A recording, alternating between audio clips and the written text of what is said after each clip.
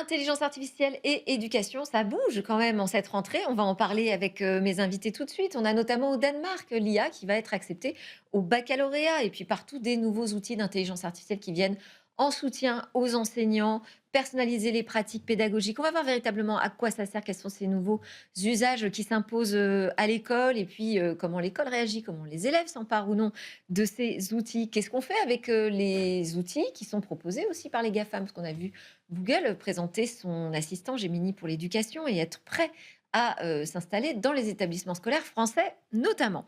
Alors on en parle avec Marie-Christine Levet. Bonjour Marie-Christine, Bonjour Delphine. fondatrice d'EduCapital, donc le plus grand fonds européen d'investissement dans le domaine des EdTech, donc les technologies pour l'éducation, et également pour le futur du travail. Avec vous sur ce talk, nous avons Catherine de Vulpillère. Bonjour. Vous êtes Bonjour. la directrice générale, la cofondatrice d'Evidence B. On a parlé beaucoup d'Evidence B il y a quelque temps, puisque vous êtes à l'origine de Mia Seconde, qui a été annoncé par Gabriel Attal comme étant un nouvel outil d'IA en soutien aux élèves de seconde pour les mathématiques. C'est pas le seul outil que vous proposez, mais disons que c'est celui qui fait vraiment parler de lui, d'autant plus qu'il est généralisé. Exactement. À la rentrée, pour les 800 000 élèves de seconde générale technologique et professionnelle, gratuitement. Et c'est des mathématiques, 24 modules de mathématiques et de français aussi, plus de 20 000 exercices. Et avec, en effet, de la personnalisation des parcours. Alors, on va en parler, mais je sais aussi que vous êtes une spécialiste des sciences cognitives et je me demandais s'il y avait des enseignements nouveaux que nous apportaient les sciences cognitives sur la manière d'apprendre avec des agents. Oui, exactement. Alors effectivement, nous, notre ADN chez Evidence B, c'est cette combinaison de sciences cognitives et d'IA. Vous l'avez dit, sur les fondamentaux, parce que ce qui nous importe d'abord, c'est que les élèves apprennent mieux les Ouais. maths, le français, leur langue, une autre langue. Et donc effectivement, les sciences co, elles apportent deux savoirs, si je puis dire, deux éléments de résultats de recherche. Le premier, c'est sur ces fondamentaux, c'est-à-dire comment est-ce que le cerveau apprend le nombre, la fraction, le calcul littéral, etc., pour ne parler que des mathématiques.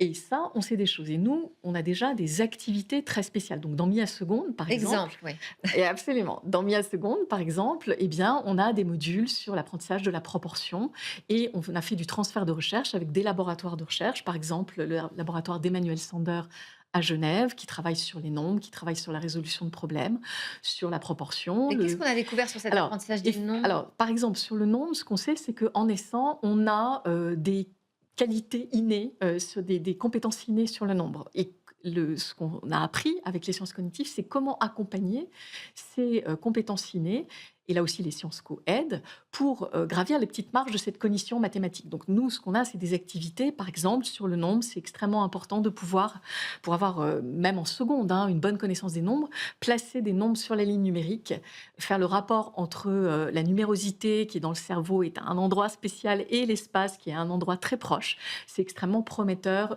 en fait de progrès en mathématiques. Donc ce sont ce type d'activités qu'on met. Et ce qu'apporte les sciences co, c'est aussi sur ce qu'on appelle la métacognition, comment en général l'humain apprend.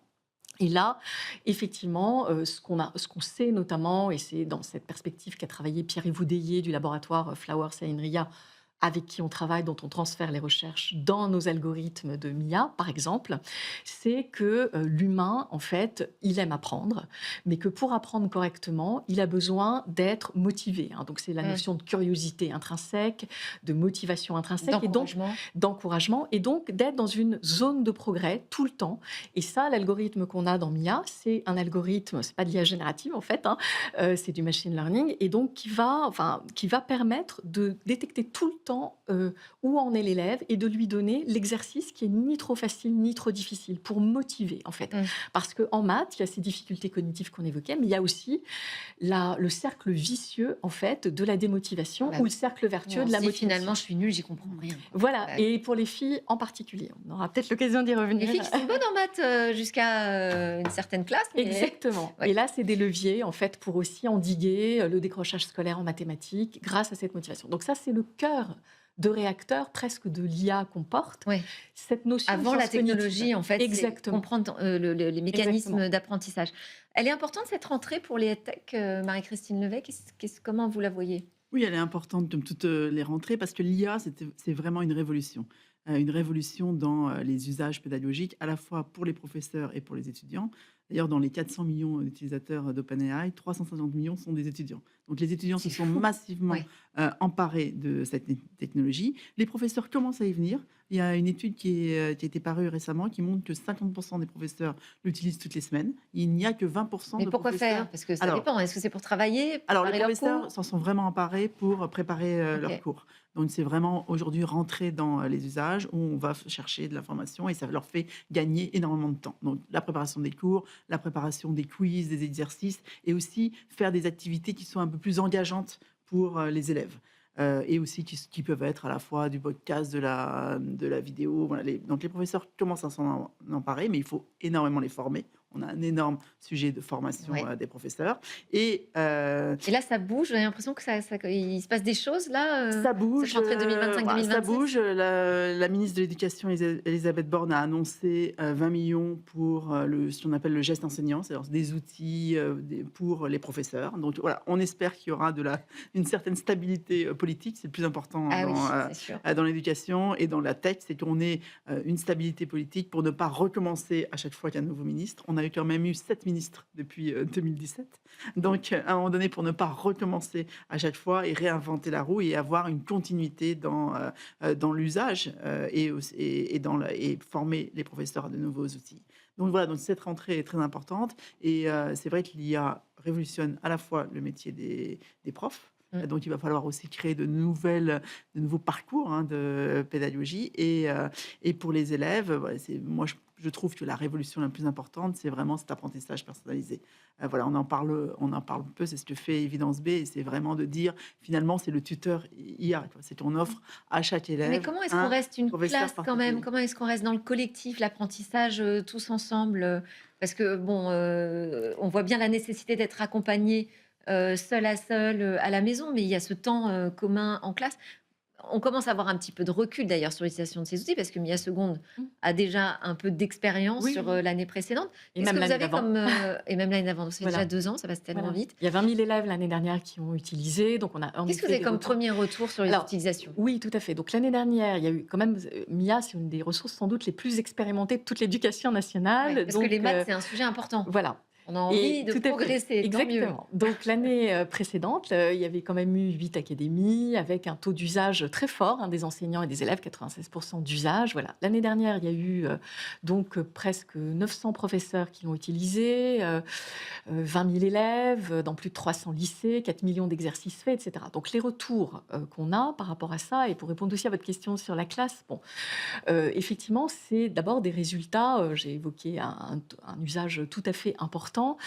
On a, par rapport à ces sciences cognitives, un taux de succès qui est toujours au-dessus de 70%. Donc, en fait, ça marche effectivement pour motiver les élèves. Et on a une autre mesure. C'est quoi ce taux de succès? En fait, c'est que Ça les mesure élèves, quoi ils sont, exactement? c'est la réussite De bonnes des élèves. réponses? Oui, de bonnes OK. réponses au fil du temps. Donc, D'accord. bon, ça change quand même un petit peu par rapport à ce qui se passe dans la classe au jour le jour. Et puis, on a une autre mesure qu'on peut avoir grâce à nos données, qui est quand on divise la cohorte de tous ces élèves en 3 groupes, quand on prend les 15% les plus faibles, donc ceux qui sont potentiellement, surtout en seconde et en seconde pro, etc., à risque peut-être de décrochage, quand on n'a Oui. pas les fondamentaux au début de la seconde, eh bien ceux-là, ils progressent plus vite que les autres et plus que les autres, que les 2 autres groupes. Et donc, on voit que c'est une forme d'antidote quand même, justement, au décrochage. Donc, effectivement, dans ce cadre-là, c'est un outil qui doit être utilisé à bon escient, comme toute la tech, comme tout outil, d'une certaine manière. Aucun élève fait Mais des on exercices. l'utilise avec le professeur en classe, avec ses Tous les camarades, usages seul chez existent. soi? Voilà, donc il y a différents modes dans MIA, donc tout est possible. Le professeur peut tout à fait construire des groupes, il peut affecter des ressources à un groupe, à toute sa classe. Mmh. Il a des tableaux de bord, ça c'est très important, l'enseignant, pour voir en direct ce qui se passe dans ces différents groupes. Donc c'est un usage possible. Ça peut être justement à la maison. L'avantage de l'algorithme, c'est qu'il est offline. Donc même, on peut tout à fait faire ça dans le bus en rentrant de chez soi, etc. Voilà. Et puis, vous évoquez le collectif. Oui. Et effectivement, il y a par exemple un mode collaboratif. Enfin, il y a plusieurs modes collaboratifs, mais il y en a un en particulier qui s'appelle le mode duo, et où l'enseignant peut choisir de créer des binômes, des groupes, en fonction justement de ses tableaux de bord, puisqu'on a des tableaux de bord assez complets aussi, quoique simple d'accès, mais voilà.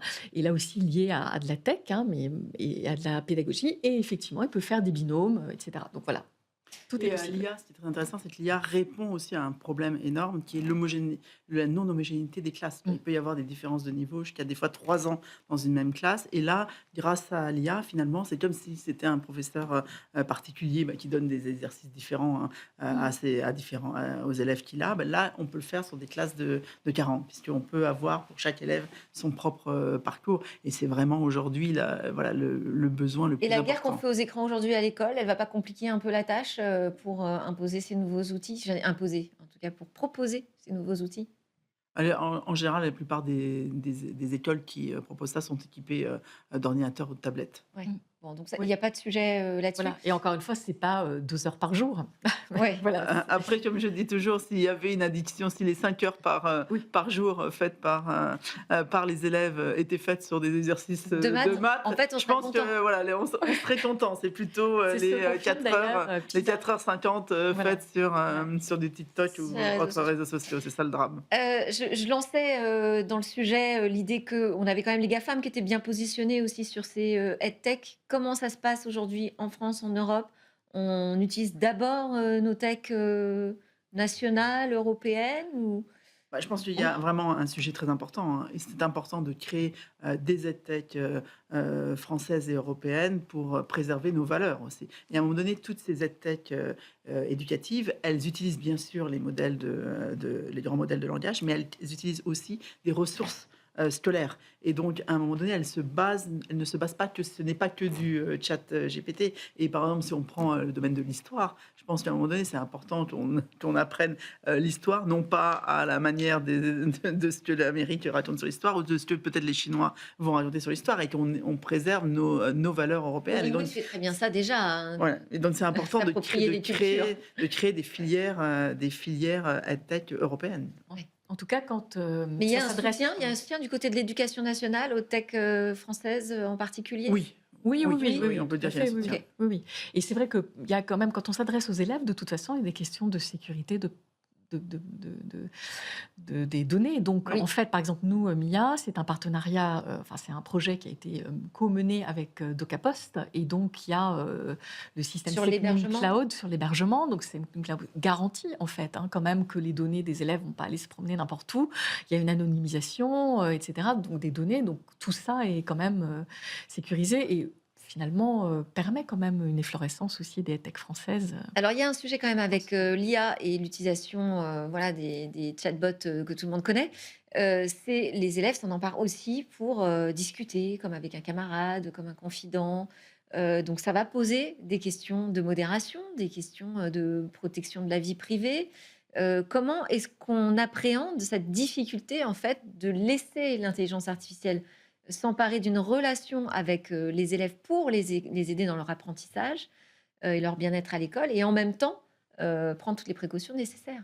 Je pense qu'il est important aussi de former à l'IA. Donc là, à la rentrée, on a appris que les quatrièmes et les secondes vont avoir des formations à l'IA. Encore faut-il que les gens qui les forment à l'IA soient aussi Oui. eux-mêmes formés. Mais bon, le quatrième, seconde, c'est à un moment donné où voilà, on commence à apprendre un peu à se forger son esprit critique, etc.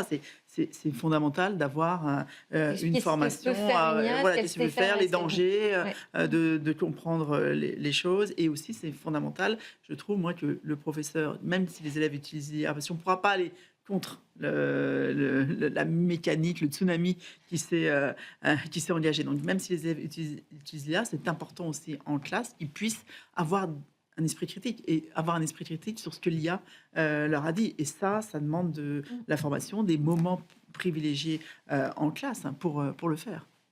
L'IA au baccalauréat au Danemark, vous dites, super, enfin ça bouge, en Europe, Bah, oui, je pense qu'il faut, enfin, ça rejoint ce que disait Marie-Christine Levet. En fait, il faut prendre acte, en fait, de ça et du coup, construire aussi des évaluations qui tiennent compte de ça et des évaluations Ouais. qui vont mettre en œuvre d'autres compétences que celles qui étaient autrefois finalement simplement redonner des connaissances, etc. Donc je pense que ça va plutôt C'est dans pas le bon juste sens. un nouvel outil numérique, hein, c'est vraiment quand même, de Ouais, re-questionner la ouais. manière Oui, dont oui, on oui. enseigne. Qu'est-ce qu'on enseigne Ouais, aussi? ouais, question d'enseigne, ça re-questionne aussi tout le process pédagogique, parce que le devoir à la maison tel qu'il était fait, Ouais. où voilà, il a peut-être moins d'utilité utilité. Oui, Et oui. par contre, il va falloir apprendre à développer l'esprit critique, développer aussi la présentation à l'oral, etc. Donc, C'est un c'est une énorme, énorme révolution ouais, des pratiques pédagogiques. un énorme défi. Et est-ce que vous attendez quelque chose de l'Académie de l'IA qui est proposée dans le plan Oser l'IA par la ministre Clara Chapaz et qui doit développer une offre de formation justement à l'intelligence artificielle? Est-ce que il peut se passer des choses, Tout des ce qui peut liens? être Oui. fait, je pense, les cafés IA, etc., tout ce qui Ouais. vulgarise l'IA, qui montre les impacts, qui montre les dangers, est positif. Tu vois. Mm. Parce qu'il y a aussi une crainte Ouais, mais il de faut un l'IA. plan Par exemple, d'envergure au il niveau faut de un l'éducation plan, nationale. il faut un plan d'envergure. Je pense que déjà la priorité, elle est sur la formation des profs. Parce Ouais. qu'aujourd'hui, il y a quand même 20% de profs qui sont réfractaires à Ah l'IA. oui, oui. Et je pense que dans des outils comme les nôtres, c'est important d'expliquer ce que c'est faire l'IA, ce qu'elle ne sait pas faire, hein. Typiquement, donner aujourd'hui des retours personnalisés à chaque élève en lui expliquant pourquoi c'est juste, pourquoi c'est faux, ça c'est de la science-fiction. Il n'y a personne qui peut faire ça de manière sérieuse. De la même manière, Marie-Christine l'évoquait tout à l'heure sur les contenus, hein. Il y a quand même un certain nombre d'acteurs qui vont aller proposer des contenus, mais qui sont piochés, je dirais, hein, dans le tout venant. Or, en fait, les contenus, la qualité des contenus, la qualité de ces retours, c'est très important. Donc, c'est vrai que nous, Evidence Based, c'est ce qu'on fait, c'est Evidence-Based Education, hein, donc Ouais. on ne fait que du transfert de recherche, et ça ne va pas aussi vite que ce qu'imaginent la plupart des gens. Mhm. Donc, d'expliquer pourquoi là, on peut donner un retour personnalisé, pourquoi on ne peut pas le donner, etc. Je pense que c'est important de remettre aussi à sa juste mesure ce que peut faire aujourd'hui l'IA, Reprendre même le si temps, c'est... comme on le fait avec Oui, les manuels voilà. classiques. Même Voilà. si ce sont des promesses énormes, il faut tout à fait, mais qui ne sont pas aujourd'hui. Voilà. Et il y a un autre sujet, enfin, Alors, juste pour terminer, oui, oui, pardon. allez-y. C'est celui de quand même de la durabilité de l'IA générative, hein. Je pense que c'est un point aveugle aujourd'hui. On a Oui. l'impression que c'est gratuit, que ça ne coûte rien, que les élèves apprennent que pour faire une addition, utiliser l'IA générative, c'est très coûteux, c'est une chose. Et là, il y a des enjeux très forts en fait à utiliser l'IA générative à bon escient pour ce qu'elle sait faire, des plus petits modèles, etc. Merci beaucoup, Catherine de Villepillière, qui est directrice générale cofondatrice d'Évidence B, d'avoir été avec nous, ainsi que Marie-Christine Levet et du Capital. Merci encore. Merci. À suivre, c'est notre rendez-vous sur l'économie du mobile.